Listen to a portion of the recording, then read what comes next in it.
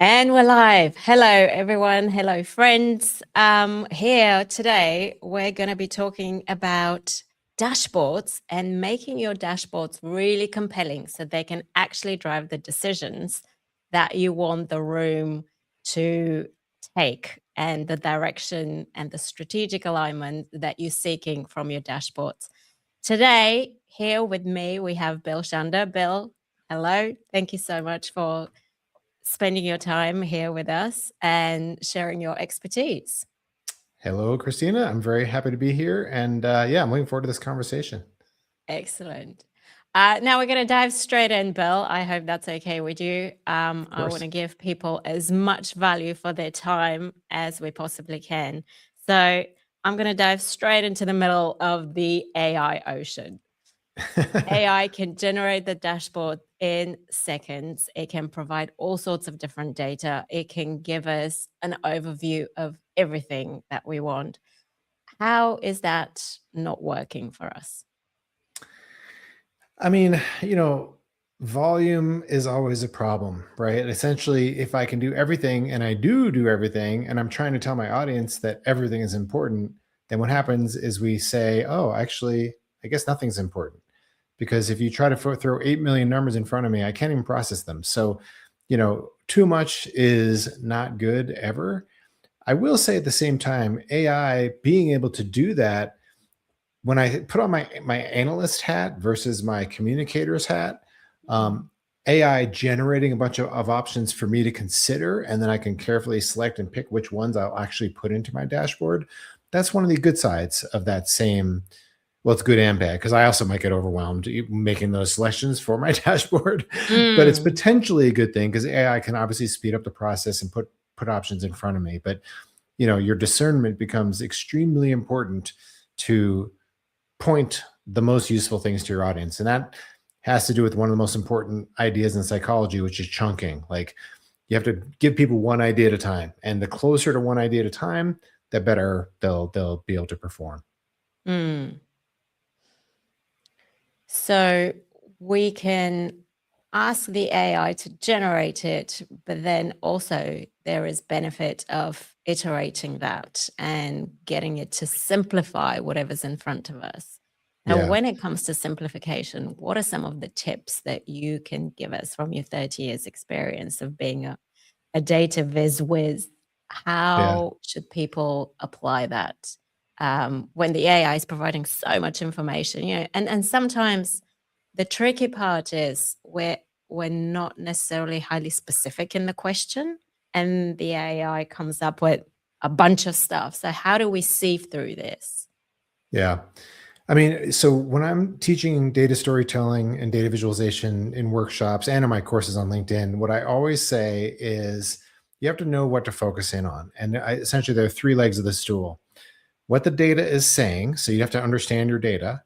You have to know what your audience needs to hear, which is the key.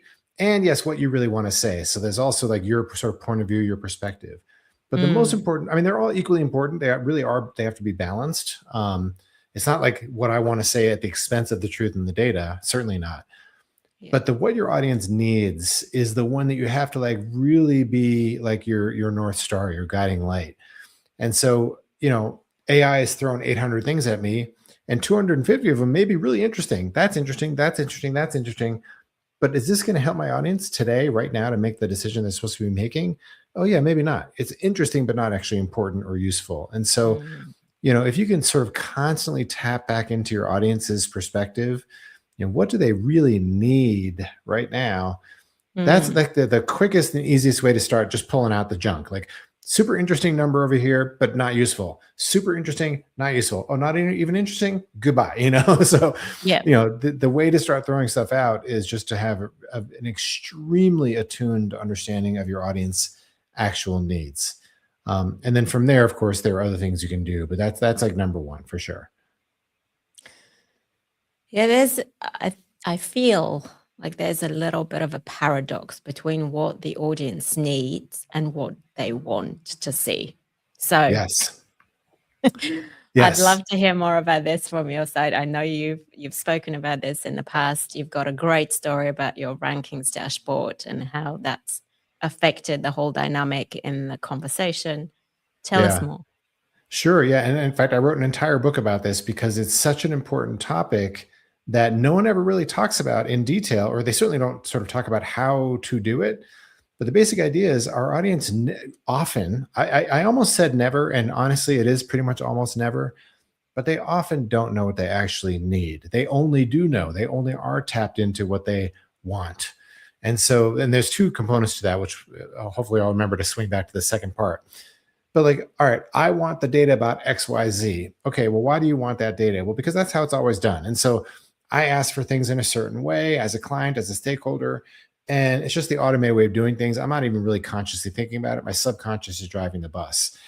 And so when you deliver what they've asked you for, you're already on the wrong footing. You're not giving what they actually need. So, an example, let's say you're in a company and they said, oh, give me data on sales from last quarter. Okay, here's the sales numbers from last quarter. Well, I didn't really mean sales. I meant profits. Well, why didn't you say profits? All right, here's the profits from last quarter. Oh, well, our last quarter's numbers are helpful, but it's certainly more helpful if I can see it over the last previous 10 years also. Oh, well, you didn't say that. So you're constantly, really trying to figure out what they actually need based on that vague or incorrect initial request. And so that process of what I call stakeholder whispering is mission critical. I mean, you have to understand that underlying need that, like we just said, they don't even necessarily know themselves.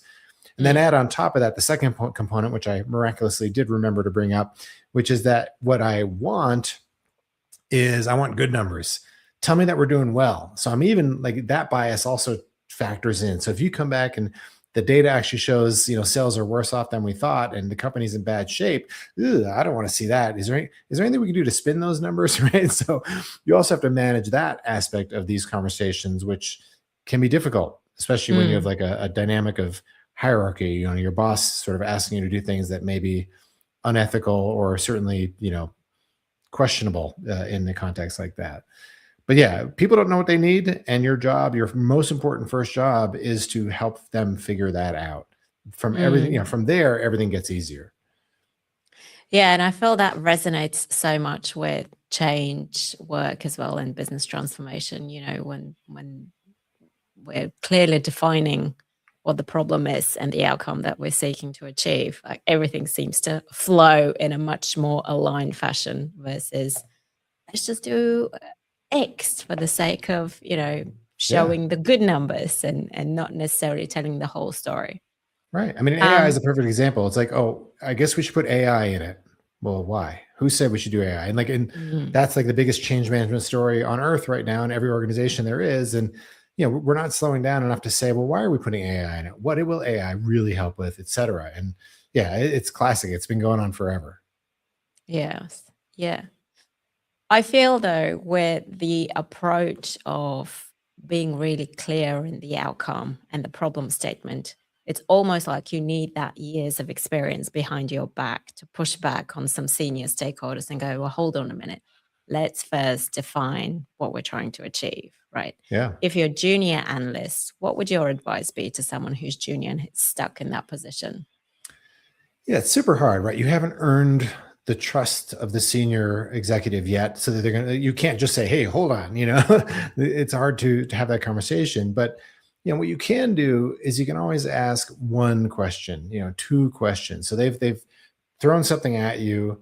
You can't literally push back that hard, but you can say, "All right, well, it's very similar to the question you just said. It's, well, how are we going to measure success? How are we going to know if this thing worked?" And that question is a very common question. We're all taught to ask that, but that starts to get towards the same thing. Like, what is that? What does that angle really look like? What are we really trying to accomplish? But you're asking it by asking how we're going to measure success, because that starts to define the goal sort of through the back door a little bit. The other question that, I think even the most junior analysts can ask is, tell me more. I'm Mm, not sure I completely understand yet. Can you just fill me a little bit more and, just your thoughts about this thing? And it's vague, and a very impatient stakeholder may bristle at that a little bit, but odds are they understand you're a junior and that you're just trying to get as much information as you can. And mm, a good boss, a good stakeholder will indulge you with a little bit more color around that request. And that starts to get you down the road. And as you start to work with those people again and again and again, and you start to gain trust. Before you know it, you're asking 2 questions, 3 questions, 5 questions, and you do get to the point where you can say, "Whoa, hold on, let's circle back here," and to be a little bit more forceful in how you guide them. Because again, your job is to actually guide them to help them figure out what they're really asking of. Because they don't really, like I said, they're not really asking of you what they actually need because they're not completely aware of it frequently. Yeah, I love the call to tell me more. I think that's a really powerful question that you can just leave there for a little bit for people to gather their thoughts and the background information that would serve really well in the long term. Yeah. I wanted to also ask you about the identity gap that you may or may not see in the data world. So when AI can generate the numbers in a matter of seconds or minutes, the people that used to be in charge of looking after those numbers and generating those numbers, how are they feeling at the moment? Are they feeling like some of that identity is being taken away from them? Are they feeling like they need to really upskill in AI? Or are they feeling like actually that's giving me space to do more judgment and more strategic work? Yes. I think it's the full spectrum, just like in every other role. Some people are feeling very empowered by AI and they're leveraging it and they're figuring out ways that it can actually make them better at what they do. Other people are definitely afraid of it and intimidated by it and freaking out, to be perfectly frank. Mm, Um, I do think that, and I don't. Nobody can predict what AI is going to really do to the workplace in any role, whether within data or beyond. And I think obviously the people. Every time there's been a technological revolution, the people who figured out how they could find their footing within that change are the mm, ones who become the leaders down the road, right? And so this one is particularly scary. It's certainly the scariest one that I've lived through. Um, but I think people are very quickly pivoting to see, okay, yeah, AI does enable me to do this, and I can use it in this way, and it'll make me better at my job. But that doesn't keep the fear completely at bay because obviously, the speed at which it's happening is just unimaginable. mm, But my advice to people certainly would be anybody who's like not playing with AI right now is making a huge, huge, huge mistake if you're not mm, planning, your next 10 years. That being said, playing with AI also means experimenting with a lot of different tools, looking at it from a lot of different perspectives, including, is there something else I can and should be doing with my life? Because AI will replace some of those tasks. And so mm. you have to be like incredibly agile and willing to pivot, but you got to be in the game. You got to be, boots on the ground to figure out what to do about this thing that's coming.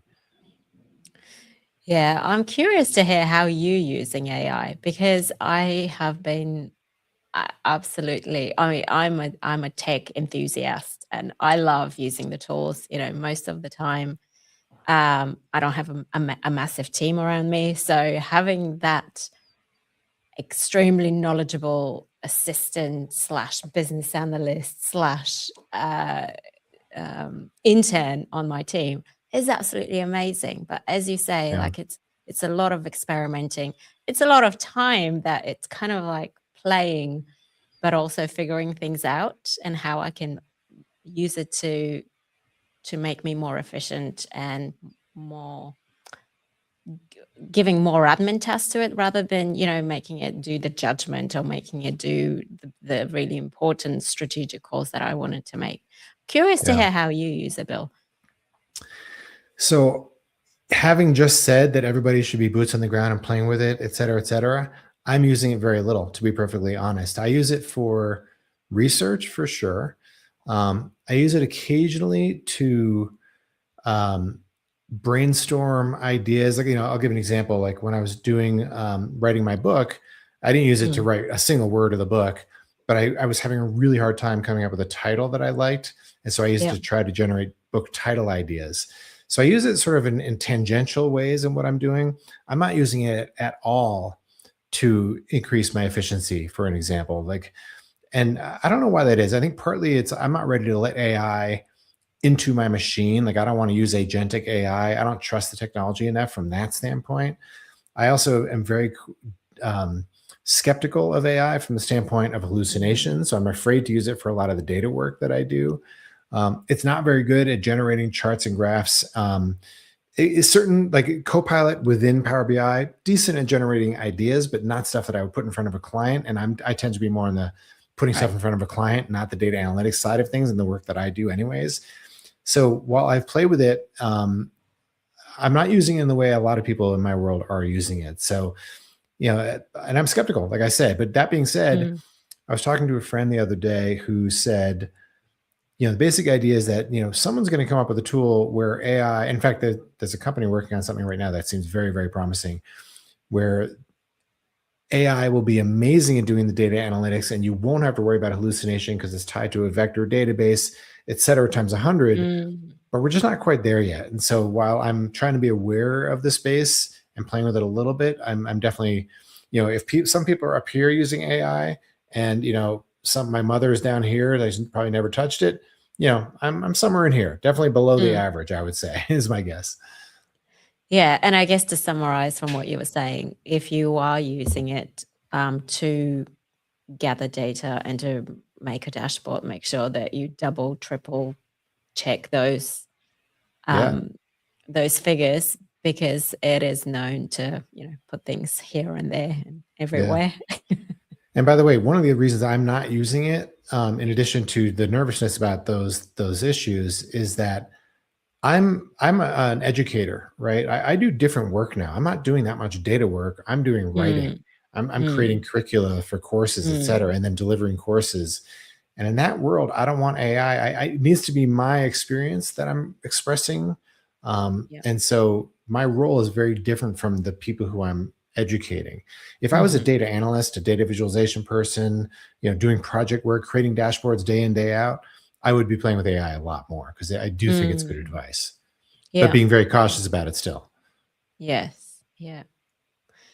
Um, if we're talking to somebody junior here and it's changing direction slightly, and Mhm. they go, "Oh, I like numbers, but I see there's a lot of technological advancement in that side, and I don't know if I should invest my time into being a data person." Um, I was hoping that you can maybe give us a little bit of your personal story of how you became interested in that, and maybe when you were at school, or maybe when you were at college, and you noticed that you definitely had an inkling for that. Like, how would people spot that they're data people, and if they're trying to find their niche in a ever changing world? Yeah. I mean, my story is when I was a kid, a fairly small kid, we used to get National Geographic magazine. Okay. And National Geographic is one of those magazines that people like collect, right? They have like shelves full of these magazines. And I used to do like I would come across these copies and I would hold on to them forever. And I'd be looking at them constantly. The same magazine, issue I'd look at, 40 times over, 12 months. And they always had really beautiful, interesting infographics, right? Like the Mm, maps showing where the wildebeest roam in Africa at a certain time of year, or all kinds of other scientific things expressed in a visual form. And I always thought they were so cool. Then I go to college, I go to grad school, and I'm starting to do computer-based stuff. And I started reading Wired magazine. mm, Wired magazine, also back in like the 2000s during the dot-com boom, did these infographics that I just loved. They were bright and colorful and sometimes super simple and sometimes very overwhelming and complex. But I just fell in love with infographics. And so that's how I came to this idea that, oh, right, numbers can be expressed in this very visual, very expressive, very not technical way. Um, and as someone who's an English major undergrad, I like expression of ideas. I wasn't really like a numbers person, although I always liked math too. But long story short, that's how I got into it. mm, And so I would say for a junior person, if you really like, if you like visuals, you like communications and that side of data, boom, like you're golden, and AI is still bad at that. So, for the person who can figure out how to leverage AI to do it well is going to succeed. If you're just someone who loves numbers and statistics and sort of crunching numbers that way, obviously AI is going to take your job in that, you can ask AI to do something and it'll come up with a very complicated analysis in 5 seconds. But still, you have to be the one to the questions to ask. And so that still can be an exciting thing going forward.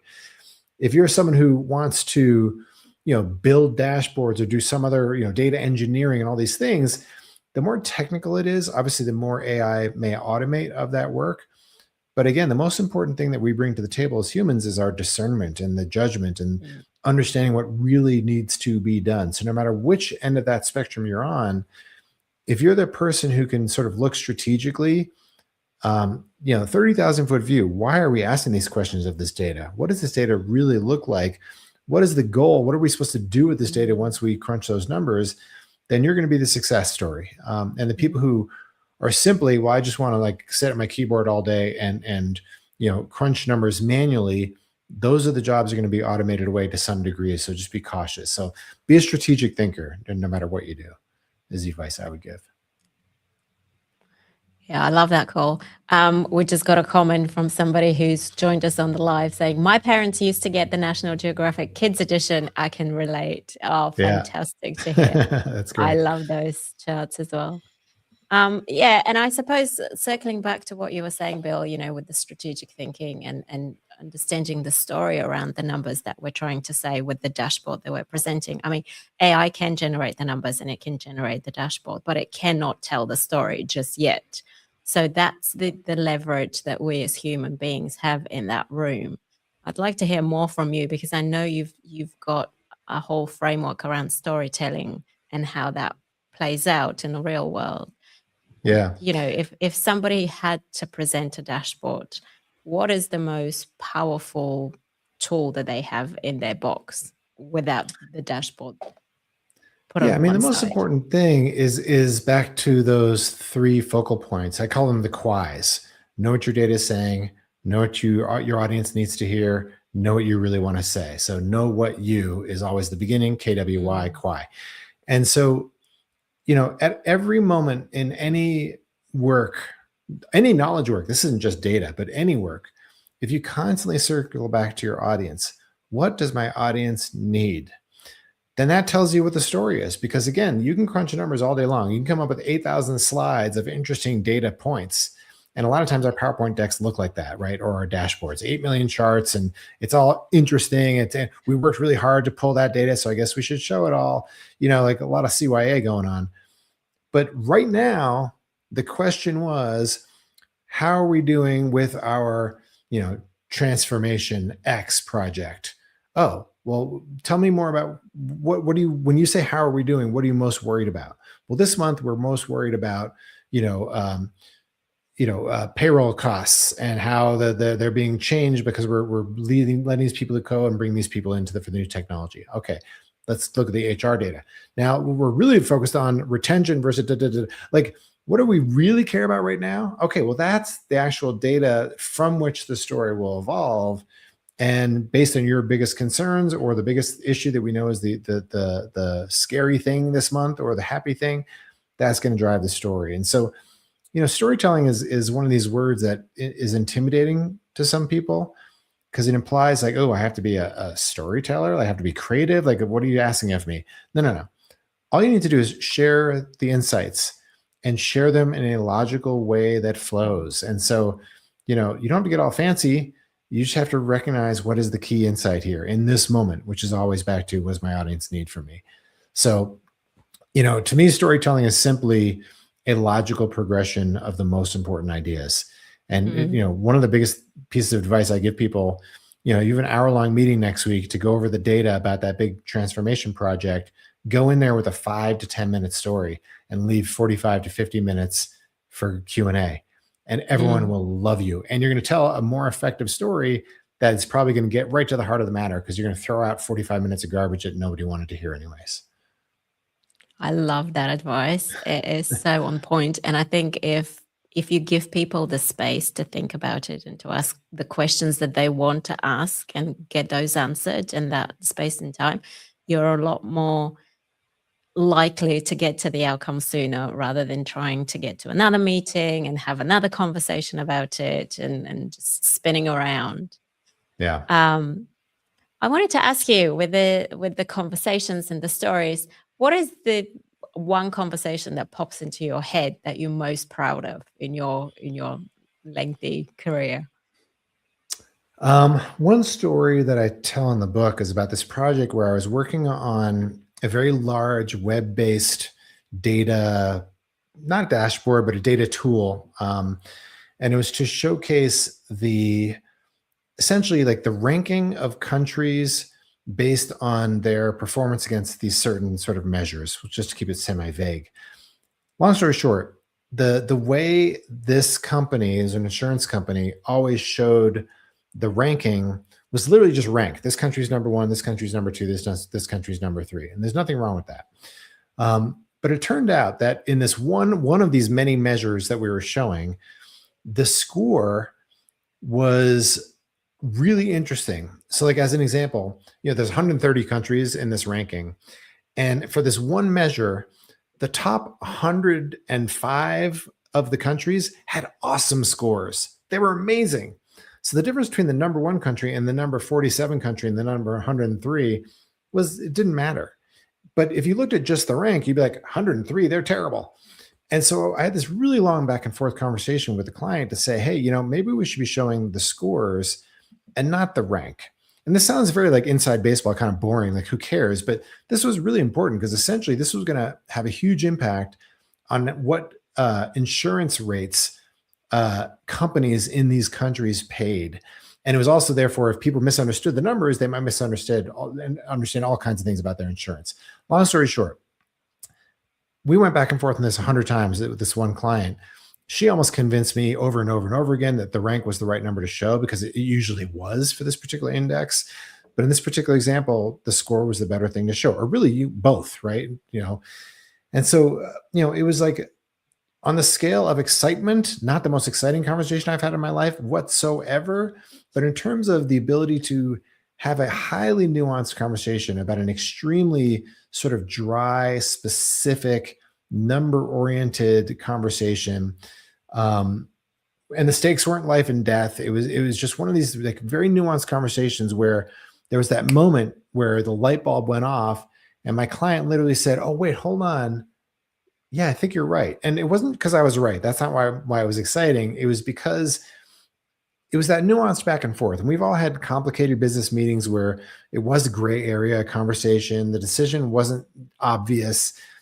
But, if you have that open-ended conversation with, trust and balance on both sides, where you're really listening to the other person and truly having a back and forth, not just trying to make your point, it's just kind of exciting when that all works out. And it's one of the stories I told in the book because it is one of the most important moments in my career, and in learning how to do stakeholder whispering, especially.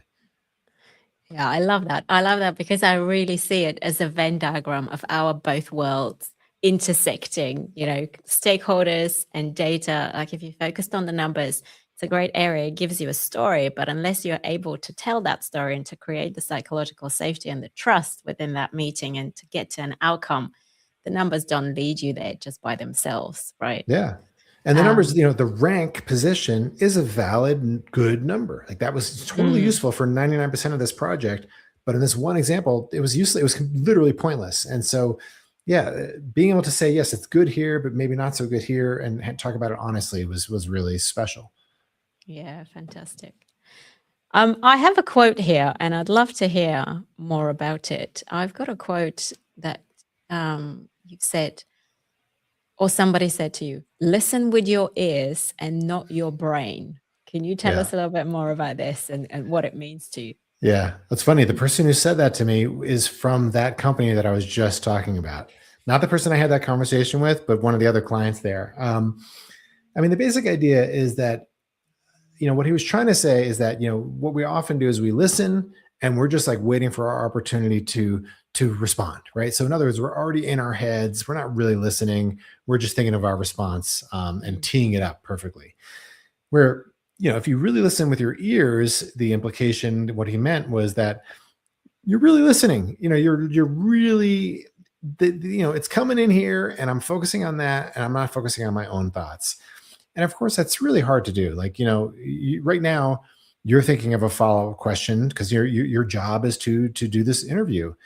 I'm thinking about, what you're asking of me and the stories I'm going to tell as you start to describe it, because I got to answer quickly, right? So it's impossible to do that perfectly. And especially in a business meeting where your job is to have that follow-up, have that response or the follow-up question, et cetera. But as best as you can do it, you need to do it. And listening is truly listening is a very, very hard skill, but it's something that you can learn over time. Yeah, fantastic. Thanks for sharing that, Bill. It's really powerful. We've got a couple of comments that I think will be really nice to feature. We've got a comment from, unfortunately, the name hasn't come through. It just says LinkedIn user, but the comment says, on a stage while I'm dealing to fix some marketing intelligence dashboard at midnight in Europe. What a chance to open LinkedIn and find out this live session. That's great. Thank you. That's nice. So glad to hear that this is giving you something to think about. If you've got any more specific questions, then please feel free to put those down in the comments and we'll try to answer them live or after the session. And oh my goodness, midnight in Europe. I hope you get to finish that soon.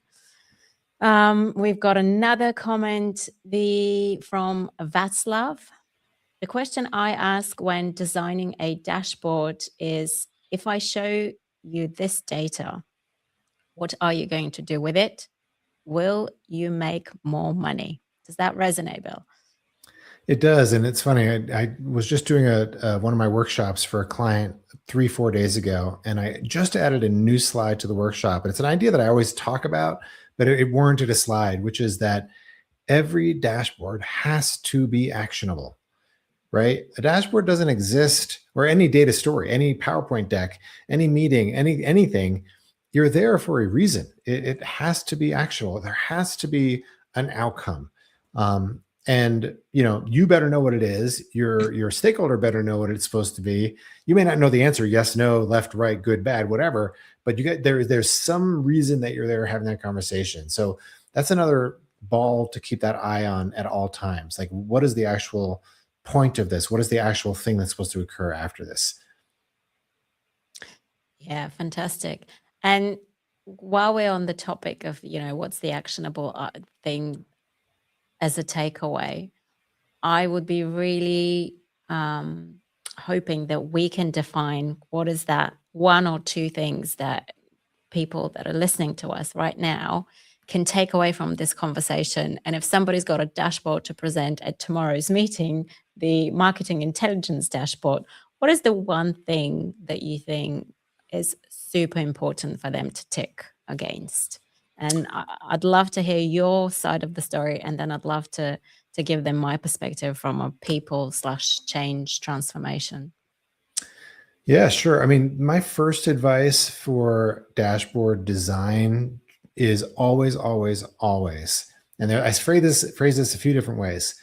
The 2-word phrase that I always use is do less. And it ties back to what I said before about the idea of chunking. If you have a dashboard with 800 charts on it, and every data point is labeled and there's a million things going on, I don't know where to look. I don't know how to accomplish that one task I'm supposed to accomplish. I'm overwhelmed. I want to cry. Okay. But the idea of chunking, give me one idea at a time. If you can make your dashboard, instead of a true dashboard, one chart, and it's incredibly minimal and just points at this number is bad news, do something about this, then that's going to be an effective thing. And so the chunking is one of the reasons that works so well. And the other thing that I love to teach people about is the idea of pre-attentive processing. Every visual experience that you have in your life occurs subconsciously. It occurs in an instant. It's pre-attentive, before you're paying attention. The reason this is good to know and to remember is that when you have 800 charts going on, my pre-attentive response is overwhelm, right? Mm-hmm. But if you have one chart and it's all gray, but one bright red number over here and something pointing at it, then literally at a glance, I can't help but see it. So whether I phrase it as do less, whether I remind you of chunking, or I say design for the glance.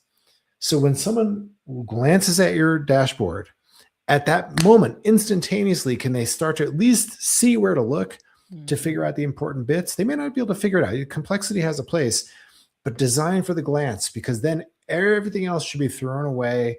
You're narrowing it down to the most important stuff, which is going to help everybody do what they need to do. So that's my number one bit of advice. Always, always, always. Yeah, I love it. Um, and I think to build on this from a people's perspective is always to understand who's in the room, that will be having a look at the charts or at the dashboard. Who will they be showing it to next? Because even though you may be the presenter, you may not be in the next room that's talking about your numbers. And so Yeah. they need to relate the same story that you tell to the next room or to the next person. So number one, understand who's in the room. Number two, understand where these numbers may be discussed again and again in another room without you. And Yeah. then I guess the third, from my perspective, will be what is the decision that you're ultimately trying to make? Because if you understand the overall goal and that is aligned to the overall direction and strategy of the project, of the transformation, of the change that you're trying to make, then you have a lot more leverage with the information that you're presenting. Yeah, I love that. And to address, especially the second point that you made, I'm going to give my second bit of advice, which is always have a storytelling point of view, even in a dashboard design. People say, I can't design a dashboard with a story because I don't know what the story is. It's dynamic data. It's always changing. But I say, yes, you can. And so the simplest example is this. If you just throw a dashboard, you have a bar chart with a bunch of bars on it. No highlighting, no color, no nothing to tell me which is the interesting bit. Then you as a presenter, okay, well, you can concentrate on that important bar over here. But to your point, the next person presenting when you're not there doesn't know which bar is the most important one. So they might talk about something else.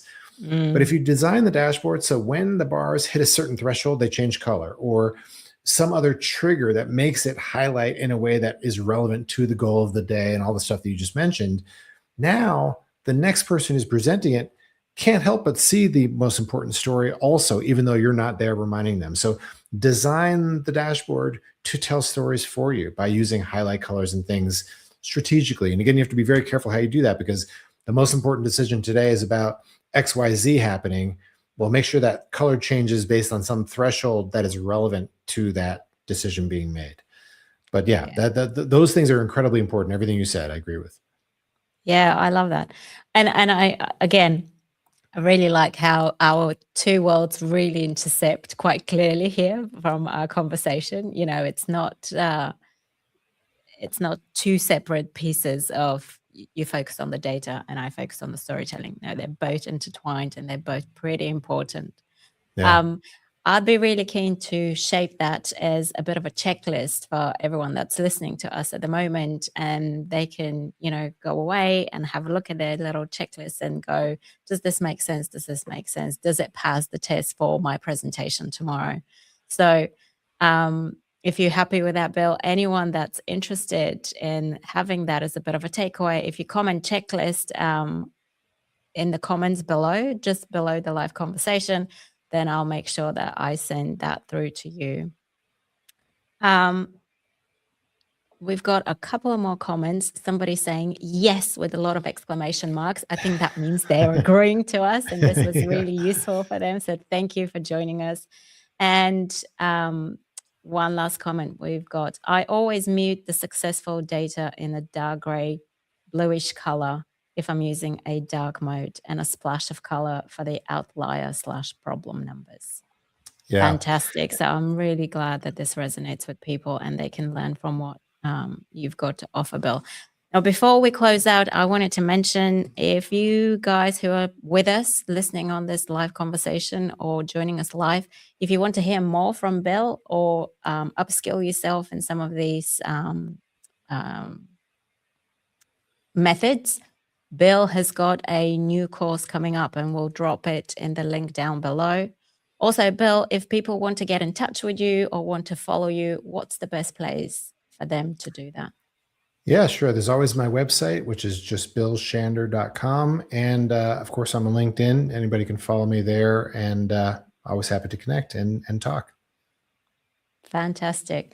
Thank you so much for your time, Bill. Appreciate all of the knowledge that you've shared here with us. And once again, if you guys are interested in grabbing that checklist, please just make sure you comment checklist and I'll send that through to you. Thank you, everyone. Have an amazing Thank you. day.